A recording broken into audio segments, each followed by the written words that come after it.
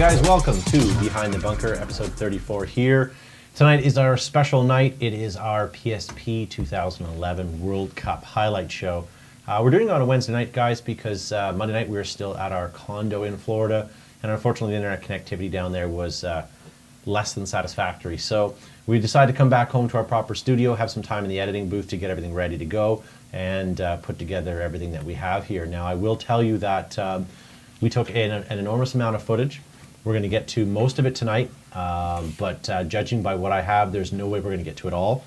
So tonight we'll have it jam-packed as full as we can, and over the next 2 or 3 episodes after, we'll get to the rest of it. So if there's something you want to see and we don't get to it tonight, chances are we're going to have it over the next few weeks. And for those that are tuning in for the first time, I know there's a lot of people that I met at World Cup. This show, guys, normally records on Monday night. We do that live, so you can join in. It's a very interactive show. We have a chat forum to the right of your screen where you can join in. You can Twitter in, you can email in, or you can Facebook in as well, questions, concerns, all that sort of thing.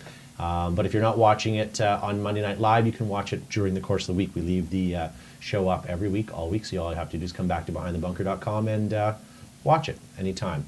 Now in the studio, guys, I always have guests with me, and as you can see, tonight is no different. Tonight I have Sean Turner, paintball aficionado. Yeah, extraordinaire. I didn't just get back from my condo in Florida. Thank you. Well, I don't know if we call it a condo more than a mansion. Oh, right. Then we also have Joe Kimson from Flaggetters Paintball. Greetings. And Gavin Sharma from TerraTech Industries, taking a night off of research. That's right. Good evening. Also on the couch, we'll get to them shortly. We have a special guest on the couch as well. So guys, again, we got a lot of things to get to tonight. We may not have the ability to get to your Skype calls tonight. We're going to barrel through a bunch of these segments and see how we do for time.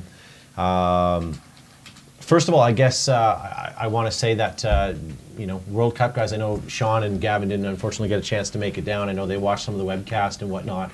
But Joe, your thoughts on World Cup? I've gone for several years. I thought it was coming back to say its glory. I think the trade show is a little bigger, and there seemed to be more players down this year than the previous years. So I think the trade show is bigger this year. Certainly we're there more often than we normally are. The trade show, normally we do a lot more paintballing, but we were in the trade show area a lot more this year, and I thought it was pretty good representation.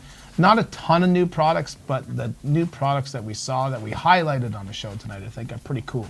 Yeah, I would agree. The trade show itself was a little stronger as far as representation from vendors, but certainly a lack of new products over the last few years. I remember leaving World Cup giddy that I purchased this and purchased that. This year, not so much. I mean, I think that's just where the industry is going. And truthfully, I mean, over the last 10 years, there have been some awesome advancements in paintball, and not so much for the last couple of years because we're starting to plateau now. Now it's more minor changes, and with obviously with the economy as well, we're not seeing, all of that. I mean, 4 or 5 years ago, I remember being at Disney Wide World of Sports when they were still playing there, and they had rows of 10 by 10 tents with people that had just come out with a new fandangled thing for paintball, whether it was a new clothing line or a new widget that they were selling. But you don't see a lot of those guys surviving much anymore. But we'll get to a whole bunch of stuff tonight, guys. Also tonight, while you're watching the show, if you're not already a friend of Behind the Bunker on Facebook, definitely do that. At the end of the show, we are going to give away a Guru gun stand, as we will tonight and for the next few weeks. So definitely get on there. That's where we do our draws. Anyone who likes us, we do a cycle through those names and we'll do a draw as well. Actually, you know what? Why don't we show you our Guru gun stand and our guest on our couch this evening. One moment. There we go. Okay, so as you can see, guys, we have Wolf live in the studio. We'll have to get to his mic. It doesn't seem to be working. But to Wolf's left, we have our Guru gun stand. Not the gun on top of it, but certainly the gun stand holding up. You can see how it does a good job of it. We're going to give away those over the next few weeks as well as we have some T-shirts and some headbands that we want to give away to you guys as well. So why don't we talk a little bit more about World Cup itself? One thing I want to point out, which I think was one of the biggest things that I enjoyed, was for those of you that went to World Cup, when you guys leave Polk City Airport or whatever they call it, you turn to the right. Flight of Fantasy, thanks. You turn to the right and you go towards the highway and you go back to your condo. Well, instead, if you turn to the left and you decide to go for a little bit of trip, we thought we'd turn left and see where it got us. And about a mile up the road, we came to this fancy place, little grosseria. they, we thought, you know what, let's stop in and see what they have for lunch. So we went in there, and they had these amazing ribs and chicken. They had an awesome smokehouse just attached to the side. So if you get an opportunity to check that out next year, guys, definitely check it out. You can see us here sitting outside in their lavish patio fixins, sitting on the side curb, eating ribs and chicken fingers and all kinds of nonsense there. They have a smoker. It's very cool. Yeah, and you can see the smokehouse here in this picture. Definitely, was definitely fun. Although I got whisked away quite quickly because apparently I was stealing their secret sauce. So recipe. What do we have next? Matt scrolled down there. What was the name of that place, sir? Little Annie's or Addie. Yeah. But there's a guy playing a banjo and everything. That's pretty great. Yeah, well, like I was saying on Monday night's impromptu show we had, when you go to a drive-in, you turn to a 99 point something. Well, in this town, you do the same thing. They have it advertised, and it's banjo music 24 hours a day, 7 days a week. It was actually quite neat to see that. So definitely check it out, live guys. banjo music. It was live banjo. That was the kicker. Now, we ran into quite a few people that down at the Cup, and I got a couple pictures I want to show you here. This here is Mark from Help Keep Paintball Alive. It was nice to meet you. Not sure how I managed to pick you out of a crowd, but certainly I did, and there you are. Next up, we have Leeds from Team Hellbent. Now, if you look at this picture closely, you can see her right hand. Don't know where her left hand is. Actually, I know exactly where it went. And then next we have, this is Waverly Muller. She was voted this year's Paintball, female paintball person of the year. Absolutely, absolutely. So that, definitely was nice to meet you guys down there. So great, some more highlights there. Now, Matt, why don't we skip these next couple pictures, and we're going to go to our first segment here, guys. I had an opportunity to talk to a professional paintball player from Chicago Aftershock. His name is Nick Slowiak. Why don't we check out his thoughts on World Cup, and we'll be right back. All right, guys, so we're here at World Cup this year, and we're at the Planet Eclipse booth. I'm here shopping for some T-shirts. Excuse me, sir, this shirt I like. What size are you wearing? Oh, hey, hold on a second. Hey, it's Nick Slowiak. Let's get an interview with Nick. Nick, how are things going today? Playing the quiet treatment, are you? Listen, who do you think is going to win World Cup this year? I know you guys have been practicing really hard. What do you think? Are you guys going to win it? Okay, he's not talking. But listen, one question I do want to ask you. I understand they spelled your name incorrectly. And I bet you fixed it, so that's good. All right, so lots of exciting things you can see here, guys, here at Planet Eclipse. Nick, thanks very much for being a good sport and taking the opportunity to talk to us. Thanks, guys. Hey.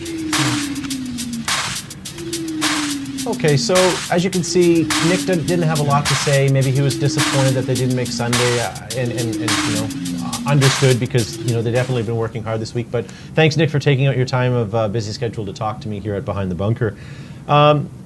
Joe, we ran into the Empire booth next, and you had an exclusive, not necessarily an interview, but an exclusive opportunity to play with something that's been featured in a lot of videos on the internet. So first video of it. Yeah, so why don't we check this out? We'll be right back, guys. Hi, I'm Joe, and I'm from the Vault, and we're Behind the Bunker. We're here at World Cup in Orlando, 2011. I'm holding what only few have held before.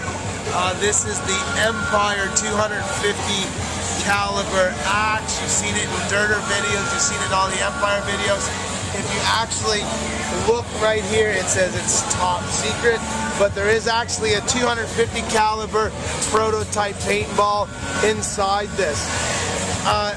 This is a matte black finish Empire Axe 250 caliber paintball, semi-automatic. Of course, we have PSP mode for down here, but you can go to semi-auto, and there is, I am told, a silencer for this for scenario play. So we're going to see probably more of these limited edition, one-of-a-kind Empire 250 caliber axes on Behind the Bunker, and I'm Joe from the Vault. Thanks for coming out. So you can definitely see where the progression paintball markers are heading this year, and now this was just the first release. So World Cup next year, who knows? We'll see how many other companies I think they're having a 250 caliber tank. There is rumors about a 250 cal division as well.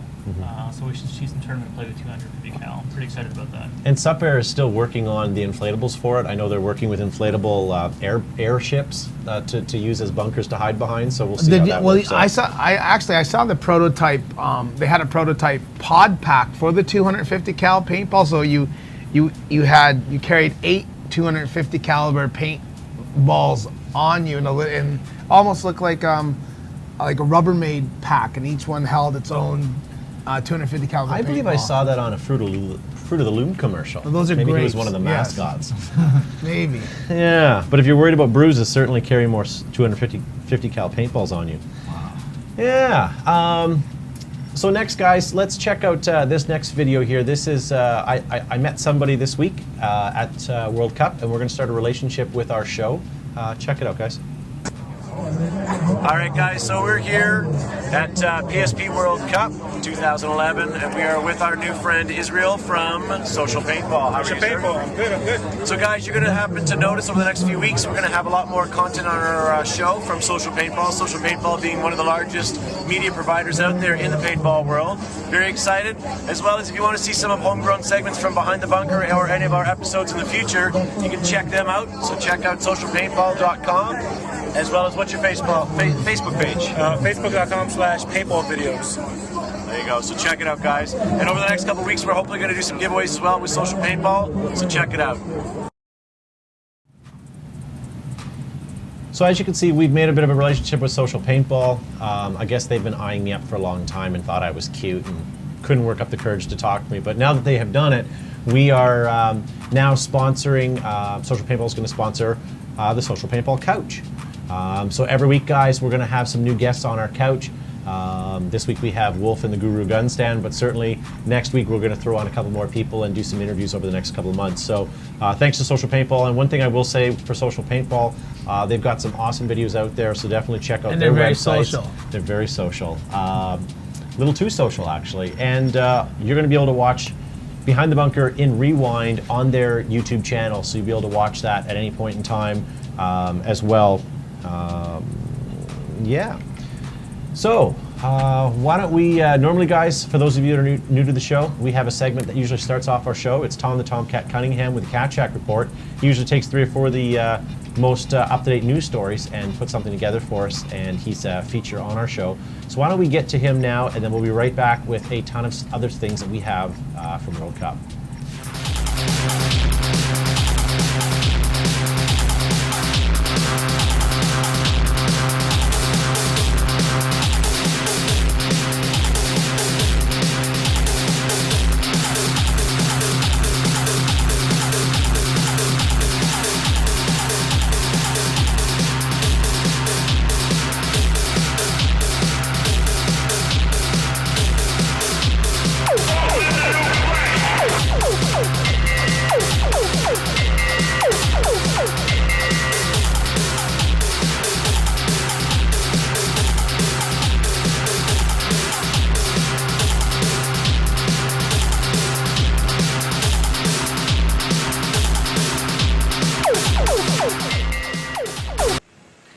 everybody, Tom Tomcat Cunningham with the Cat Shack Reports Paintball News, and we're here today to do something of a little bit of a product review on a barrel system. Now, it's certainly not a barrel system that is new by any means, and I am talking about the Deadly Wind.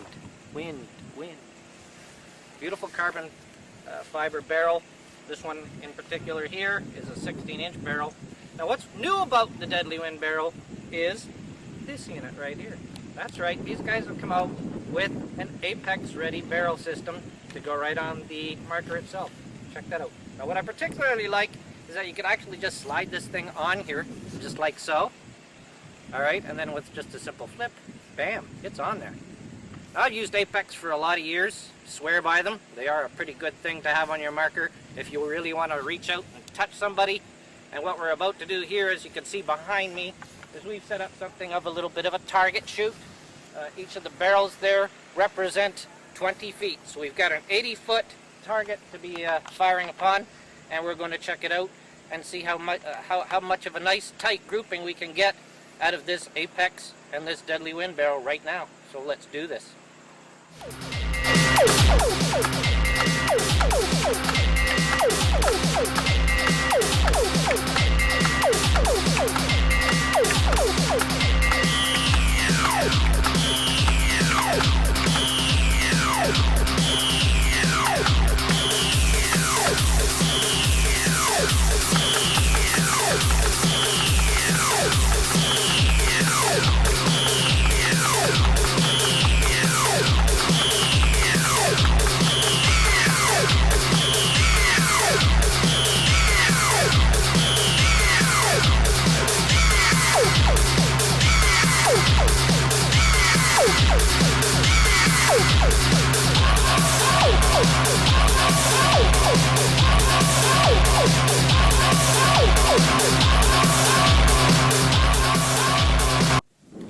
you have it. The Deadly Wind paintball barrel, carbon fiber, 16-inch with the apex tip.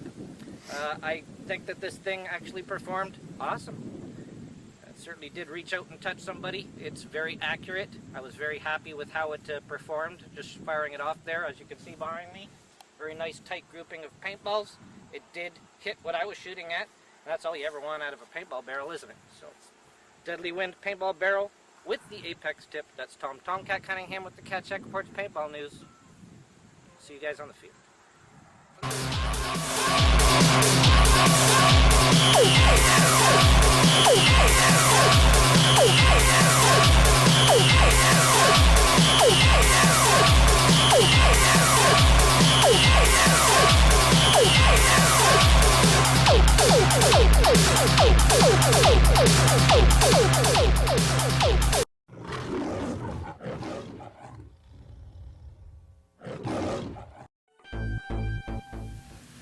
Okay, so thanks, Tomcat, for that. As you can say, you can look forward to seeing him every week here on our show. Now, while he was doing that, I was just noticing on my Facebook, Robert Manitowabi just posted on our Facebook, guys, and asked a question for the show. And you can get involved by posting either in the chat form on the radio screen or post on our Facebook while we're live, and we'll do our best to get to it. It says here, is there any other markers out there that shoot first strike rounds? And also give a shout out to Team Spetsnaz from Shugada First Nation. I'm not even pronouncing that right. They have a brand new team of youth out there in Manitoulin. So, and to answer your question, guys, any other markers out there shoot first strikes, or which ones shoot first strike rounds? I know the Empire Tracer definitely does, and the other pistols, I think, the BT is BT's SA-17. Right, that shoots apparently. They both are first strike round compatible. You can't magazine feed them, but you can muzzle feed them because the breech is designed so it will accept a first strike round. So yes. Now, Gavin, you're still working on the behind the bunker pump or pistol team, the behind the bunker pistolas. How's that going? The pistolas are doing bueno. We have tryouts. It is a sister team to the Behind the Bunker Renos, and we will be entering some target shooting competitions as well as some tournament play as well. So and your motto is still real guys use pistols? Real guys use pistolas. Very nice. Very nice. And they have their logo as a guy, Gavin wearing a sombrero with his pistols crossed over like this, man. Yeah, so we're still working on the logo, I guess, but there's embargoes on the logo as well. Oh, man. You gotta look to bring some stuff home. Yes, andale. Okay, guys. So the next video we have is Joe went to again. Joe was back at the Empire booth and was checking out one of their markers there. So let's watch this. We'll be right back.